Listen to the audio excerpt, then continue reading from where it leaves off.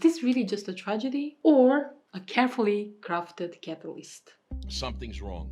Something's so wrong, it's sickening. Sickening is definitely the right adjective, I think, to describe how a lot of us are feeling. I don't think any of this is about Charlie Kirk, the person. And I don't think it's about whether you liked him or hated him. When actual TV networks air over and over clips that encourage people to see the other side, not as neighbors that we might disagree with, but as enemies that need to be destroyed. And that's where I disagreed with Charlie. I hate my opponent. And I don't want the best for them, I'm sorry. Are you ready to fight back? And are you ready to put on the full armor of God and face the evil in high places and the spiritual warfare before us? You have no idea what you just have unleashed across this entire country. You have no idea the dragon you have awakened. No one will ever forget my husband's name, and I will make sure of it. Returning the people to Almighty God. I have talked more about Jesus Christ in the past 2 weeks than I have my entire time in public life. Pray again. Read the Bible again. Go to church next Sunday, and the Sunday after that. God saved our president, President Trump, from an assassin's bullet for this moment. And we have to bring back religion to America, because without borders, law and order, and religion, you really don't have a country anymore. This is a signal, and it's a signal that we, and I do mean we, all crossed into something that is a lot darker than just politics. That's right. We don't submit to terror.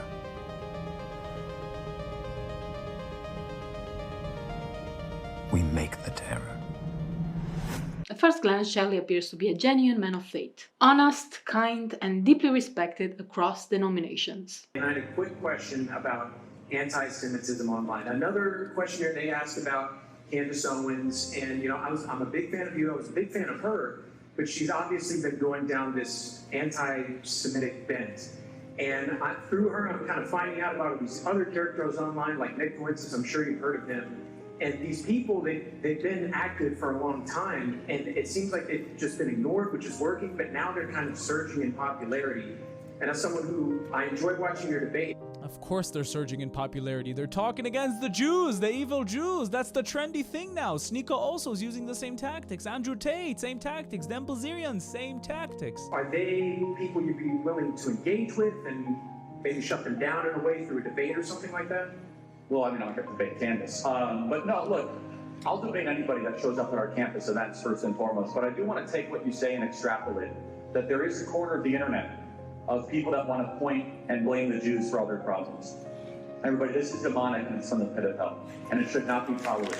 Period. But something didn't sit right with me. As I prepared to publish my thoughts, the Holy Spirit prompted me to pause. And now I see why. I feel I was insisting that everybody read that book, Chaos, about the Charles Manson murders. And what we learn from that book is that if the government does want to hide something, what they do is they give you so much information that you don't even know what's real. So many different possible ways that things could have gone down, so many different manners, so many people speaking, so many publications publishing. And it's just meant to be chaotic, to drive you crazy and to just go, okay, I'm just gonna accept whenever the authority says something and not prod any further. We can't allow that to happen here. I won't allow that to happen here, because this something terrible has traumatized the world, okay? And I feel as though when it comes to this, the media, the government, the talking heads, everyone is confusing us about what actually took place with Charlie Kirk, this event, how it got set up. I even would like to know who picked the venue, okay? The deeper I looked, the more I realized this wasn't just about Charlie. It was about Erica. Father, forgive them, for they not know what they do. That man, that young man, I forgive him.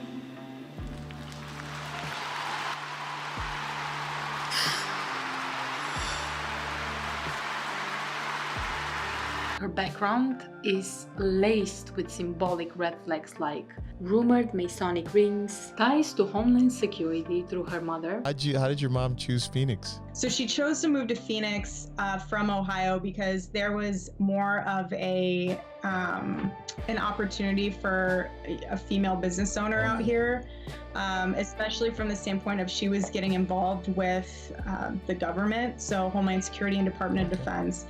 And so she had other business partners that were out here that were already in that industry, even one that was a mentor of hers. So it was really convenient to be able to come all together in one place to really have that. She's a devoted Catholic and she studied at the Jesuit University, and even a connection tied to a knighted stepfather, and so many more. Symbolism. That's the Maltese cross with a crown on top of it. And I looked it up, Maltese cross with a crown on it, and here this was a website that actually on the left, I covered it up with her picture there, but on the left there was like all these links to different like Masonic jewelry. 666 hand sign while holding a rosary. She's wearing a Maltese cross, which the definition of the Maltese cross when combined with a royal crown and a pendant is a powerful and explicitly Christian symbol, is what AI is saying, of the York Rite of Freemasonry. If you are awake at all, you'll know that Freemasonry is not Christian. I was raised well. Yes, you have a great mom. Great mom. Great parents. My grandparents were amazing. Fiercely right wing. Yes. My grandfather was an immigrant from Sweden and fought in World War II and the Korean War. Yeah, and he got the Silver Star, the Bronze Star, and knighted by the King of Sweden, and he was always super far right. Do you think having kids made you more conservative? 100%. And it says, particularly for the Knights Templar, this emblem represents the triumph of Christian virtue and the promise of eternal life for the faithful. And it says, the combined symbol is a motto in hoc signo vinces, by this sign you shall conquer. Do you know what that is? Think about. Yes. That takes us back to the by this sign you shall conquer. Doesn't that take us right back to Constantine? Boom. You got it, bro. Yes. So she's rocking a symbol that has to do with Constantine. And it says this phrase, by this sign you shall conquer, which is a translation of the Latin, and it's the Roman Emperor Constantine. So she's Catholic. I still wore my saints. I went to a Catholic high school. I went to a Jesuit university for a few years. And she's wearing this Roman Freemason, throwing up the 666s, holding the rosary. And I asked, did Roman Emperor Constantine enforce a day of worship? Because that's what's on my radar. I'm looking for how is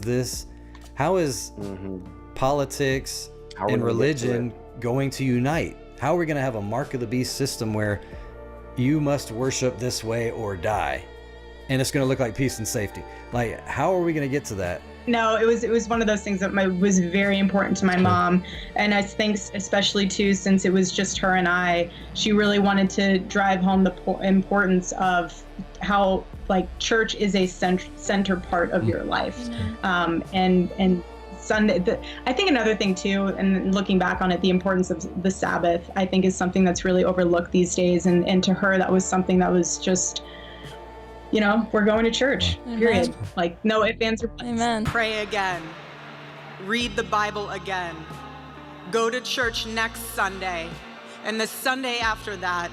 And so I'm thinking, is she like signaling? Is she wearing this boldly on a necklace? And it says, did Roman Emperor Constantine enforce a day of worship? Yes. In 321 AD, Roman Emperor Constantine issued a law making Sunday a day of public rest, which wasn't solely for Christian worship, but also honored the existing pagan tradition, the Day of the Sun. So there was a time when worship was enforced and it merged paganism and Christianity. Even though Christians weren't keeping Sunday, he stopped killing Christians if they would keep Sunday to meet in the middle with the pagans.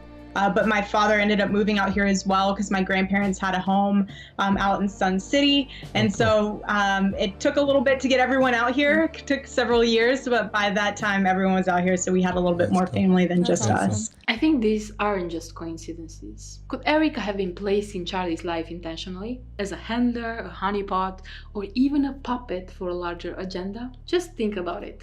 She's 5 years older than him, she's rich, she's well connected, and now she's rising in influence. We're about to find out if Erica Kirk is a honeypot or the Christian conservative wife that we have seen her being all these years. People have been claiming she may be a honeypot since they started dating. And if you don't know what a honeypot is, it's beautiful, usually very intelligent women who are intentionally put next to a man in rising power or is already in a place of power as a way to control them, motivate them, keep them on the course, basically. People who put these two people together want her to keep him going on that track. The more you find out about Erica Kirk, it's interesting to see the honeypot theory. 5 years older than him, she was a double major, had a doctorate, law degree. Whenever she met him, she already had very successful careers. She was a beauty pageant queen, people know this. She's Miss Arizona, she ran for Miss USA, but she was also an athlete and had a very successful basketball career and was a member of the NCAA.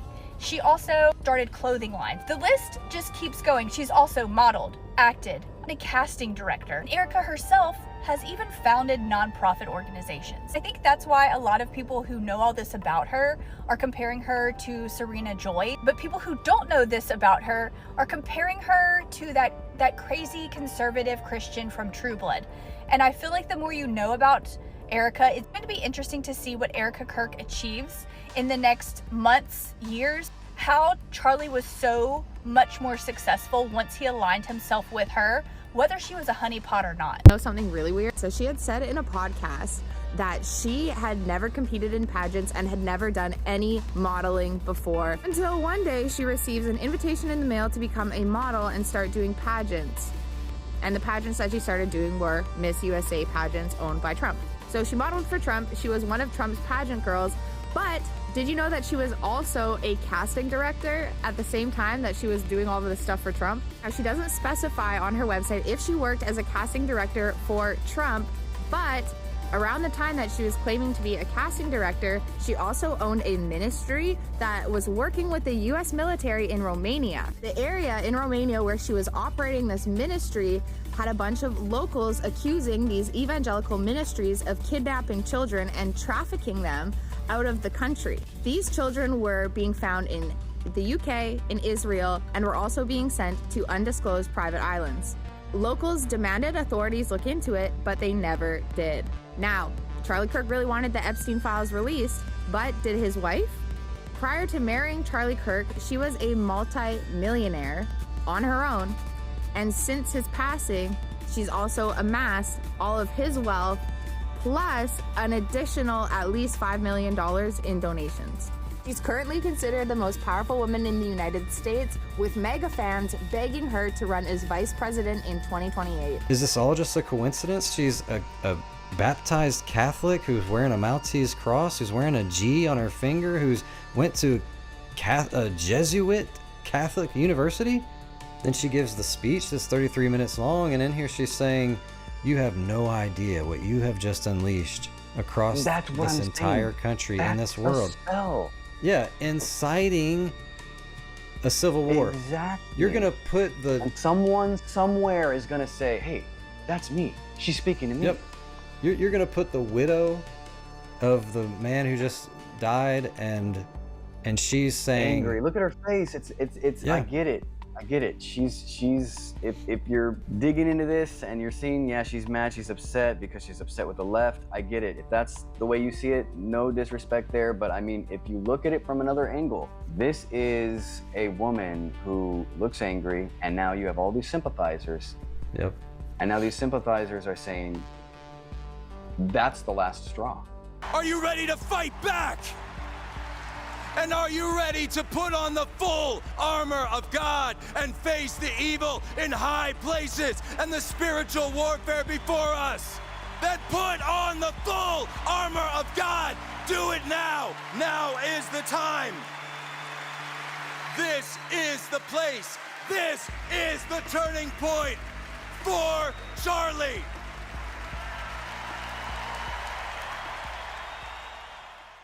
Maybe Charlie was sincere and got in too deep, or maybe they were both being used. Either way, this tragedy made me question everything, as we all should. In the audience right now, there are rulers of our land, the State Department, the Department of War, the Department of Justice, the Chief Executive.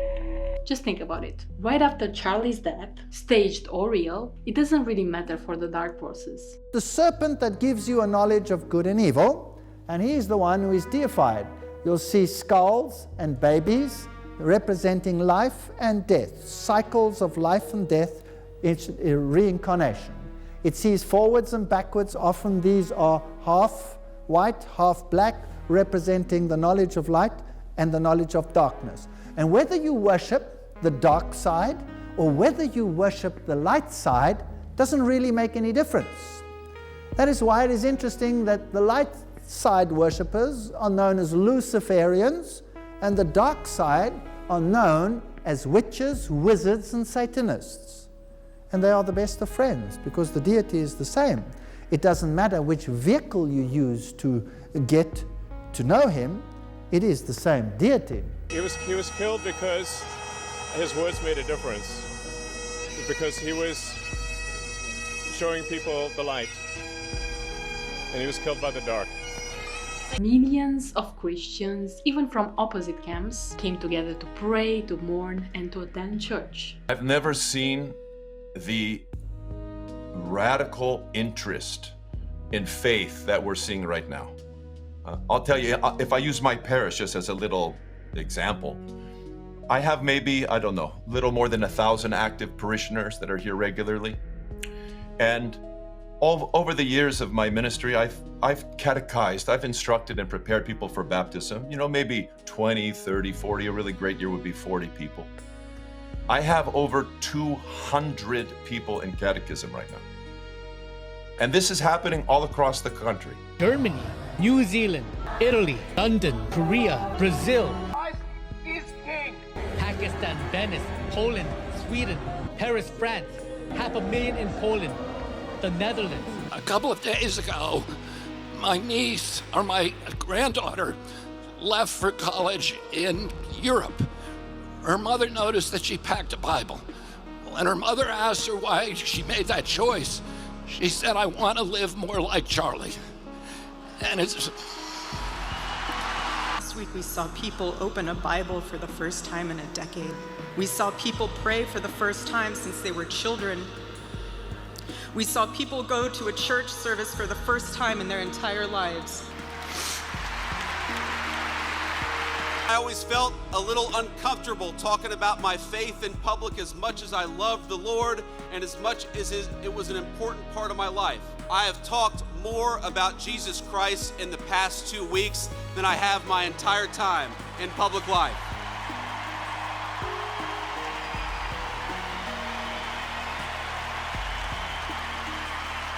On the surface, that looks like revival, which is a good thing. But was that the goal all along? Create a shocking tragedy, stir emotions, and unify people under a vague, feel-good version of Christianity that blurs doctrinal lines. If you turned on cable news today, you go in your living room, turn it on, maybe you scroll social media, what are you going to see? The absolute fringe. They're going to show you the loudest, dumbest, most cartoonish people from the other side blasted in your face 24/7. You're not being shown your neighbor or your coworker or the mom next door who votes differently. You're being shown a bunch of professional lunatics that are handpicked to make you think one thing. And the one big thing that they want you to think is, oh my God, these people are insane. They are the enemy. That's the reason that we're going downhill. And none of this is an accident. This is word for word textbook psychological operations. And military psyops manuals literally describe how you isolate a target audience, then you pump them full of a bunch of outrage, you create a tribal us versus them identity. This is straight out of a psyops textbook. So why would we want to do this? Or why would psyops want to do this? Because once you're locked into tribal thinking, You're going to swallow anything. You're going to believe any lie about the other side. You're going to cheer when other people suffer. You'll excuse things that you would never excuse in your own neighborhood if you watched it right in front of you and it was one of your neighbors. Anytime you have the left pushing against the right, anytime you have the right pushing against the left, you've already lost. There's no way that you can win with that kind of civil war. It's the civil war mentality spirit that they are pushing on both sides, and he sees it clearly, and then they see it clearly, and they're both being pointed to each other as the problem. And I really do believe that they are pushing this racism on both sides. You are pushing blacks to be afraid of whites, whites to be afraid of blacks. It's like they're our brothers, completely our brothers and sisters, but they're pushing this divide. They're pushing LGBT versus Christians. They're pushing black versus white, women versus men, anything that they can do to create a divide. And that's what this is all about. This whole entire thing with Charlie is being exploited to be a civil war. And pay attention, start looking at the articles, start watching the videos. It's civil war. Don't be caught on either side, right or left, or you're gonna be part of the problem. You're gonna get sucked in, you're gonna get emotional. It's similar to road rage, where with road rage, you're not arguing with a person, you're arguing with a car. And when you're arguing with a car, I can do anything to a car. If you got out of the car and looked each other in the eye, you're like, oh, you're not that bad. I'm so sorry, man. You're a good person. Let's have a good day.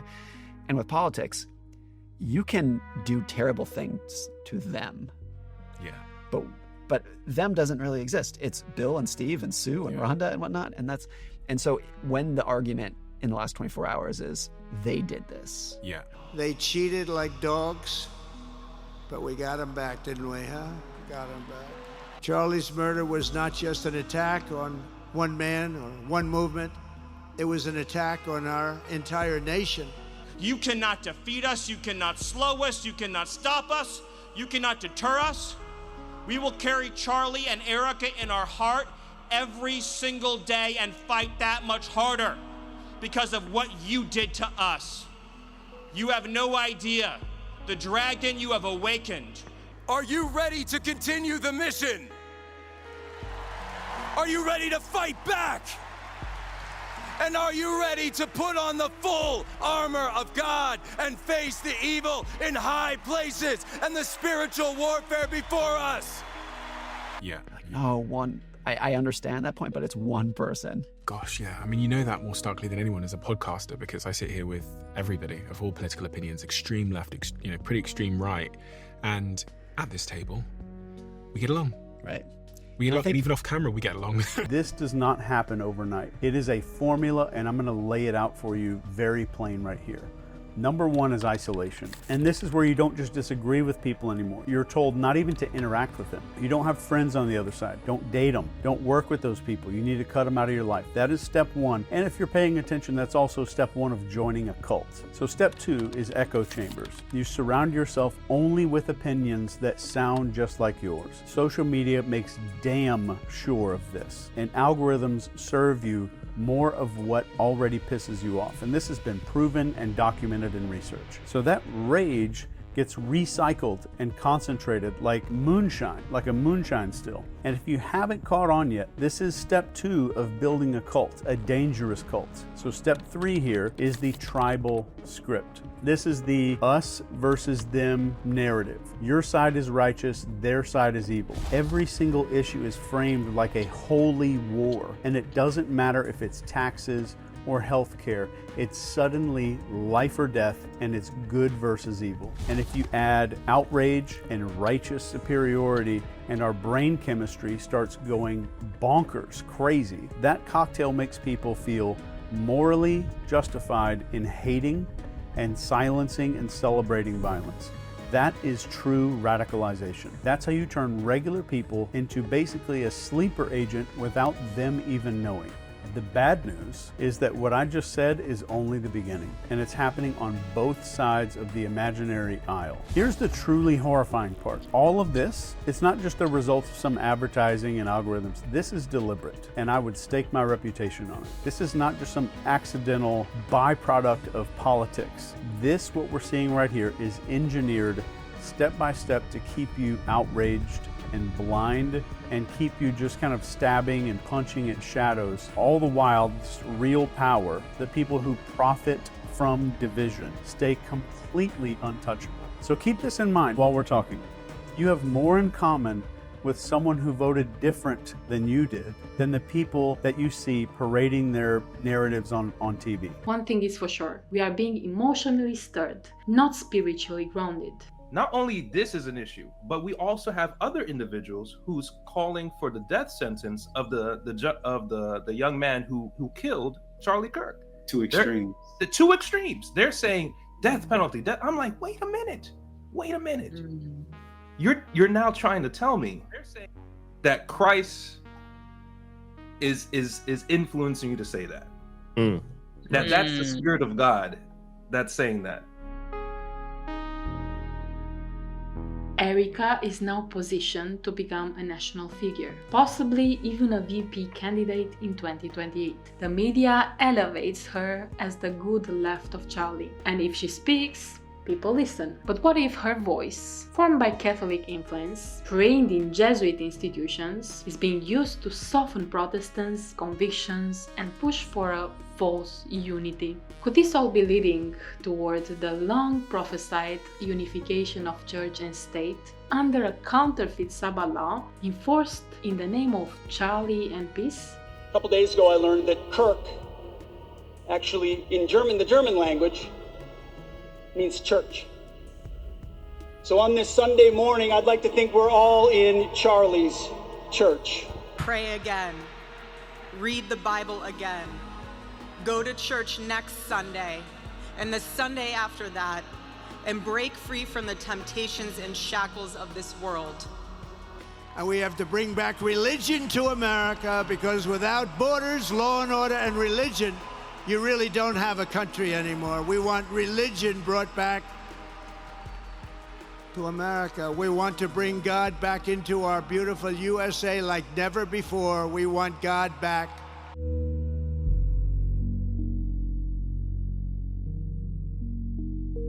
And then maybe on Sunday morning, I'm gonna go to church, or I'm gonna go to mass, and then I'm gonna go work out, and then I'm gonna study. Who will be happier? You know I'm right. Who will be happier?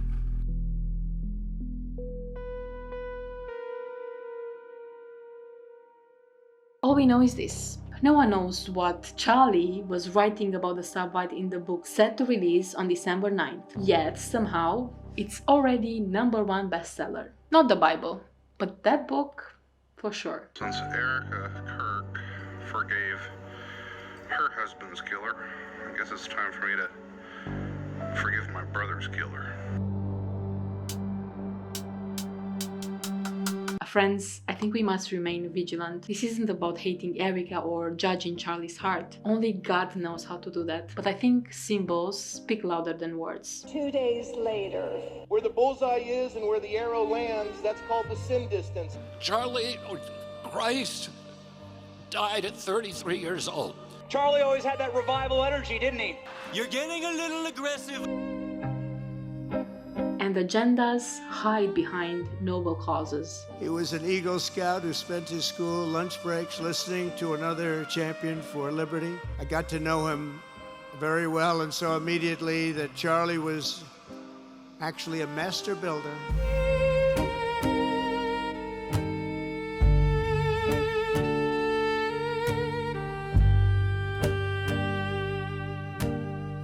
They chose the memorial today on purpose. You hear me? On purpose. Do not let anybody tell you it was a coincidence that almost 80,000 people packed the stadium on the exact day of a solar eclipse, a new moon, and Saturn at opposition. That's not random. That's staging. That's choreography. And it wasn't for you. It was for them. And here is the ugly truth. Crowds are batteries. When tens of thousands cry, chant, and sway together, you create a current. Science calls it collective effervescence. Spirit folks call it energy harvesting. I call it what I see it, sealing your grief and cashing it in. And this playbook isn't new. The Romans did it in the Colosseum, blood and bread to distract the people while the empire pulled strings behind the curtain. Televangelists do it every single Sunday, whipping a congregation into tears, then passing the plate at the peak. Even Hollywood showed you the metaphor in The Matrix. Humans strapped in as living batteries, feeding a machine that doesn't give a damn about them. Fiction? Sure, but it makes the point plain. Your energy can be drained and redirected. That's exactly what happened today. A memorial dressed up as a spectacle, tears turned into chants, destiny slipped into the mic right as the eclipse hit. While you were raw from loss, they funneled that energy straight into their machine. Donations, pledges, loyalty. The eclipse, that was the amplifier. Tie a man's death to the heavens and suddenly it's not just a loss, it's prophecy. And if you question it, you're told you're dishonoring the dead. And that's the trick. Grief turns sacred, sacred turns untouchable, untouchable turns useful. And here is the kicker. It worked. People walked out of there buzzing, ready to give, ready to fight, ready to defend a story somebody else scripted for them. The Jesuit strategy was always subtle. Create chaos, offer a solution, and lead the masses into deception through emotional manipulation. And let me tell you, division is the cheapest, most effective tool ever invented for that. Look at how psyops are described in military doctrine. You identify your target audience. You feed them carefully selected information, and you push their emotion until their behavior changes. This isn't theory. That's written down in black and white. And it's the same exact playbook that's being used on you and me, my family, my parents, all of us. Except this time the battlefield isn't Afghanistan, it's not some country in the Middle East. It is your living room. It's your Twitter feed. It's your nightly news. It's right here where you're looking at my face, whatever device you're watching this on. This is the battlefield. This is why both parties, you're hearing them scream about each other nonstop, but they never really seem to touch the things that matter. And you ever notice how there's always money for war, but there's never money to fix our roads? You notice how billionaires always seem to fund both sides of the elections. And if you've ever noticed, if you take a good look, corruption is a bipartisan issue.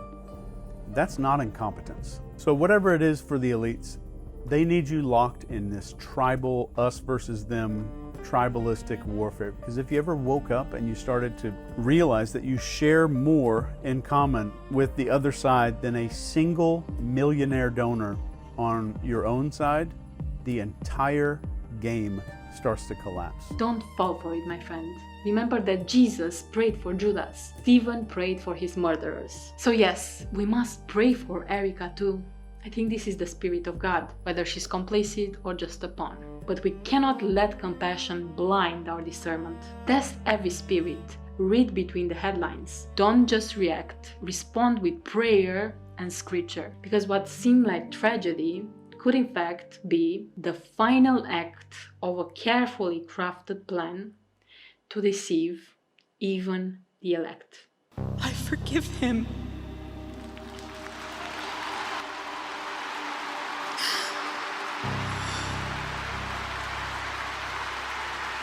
My father dropped dead of a heart attack at the age of 43 years old. And when he died, I looked up to God and I said those words. Because my father was so young, so full of life, so full of dreams, why would God take him from us? Truth be told, I never really knew him or what his dreams were. He was quiet, timid, almost invisible. My mother didn't think much of him. My mother's mother hated him. The man never scratched the surface of life. Maybe it's best he died so young. He wasn't doing much but taking up space. But that doesn't make for a very powerful eulogy now, does it? I wept, I screamed, why, God? I almost lost my husband. Our nation almost lost a president. Loss makes us reevaluate what we hold dear. And what if this was the whole point? Stay awake and see you in the next one.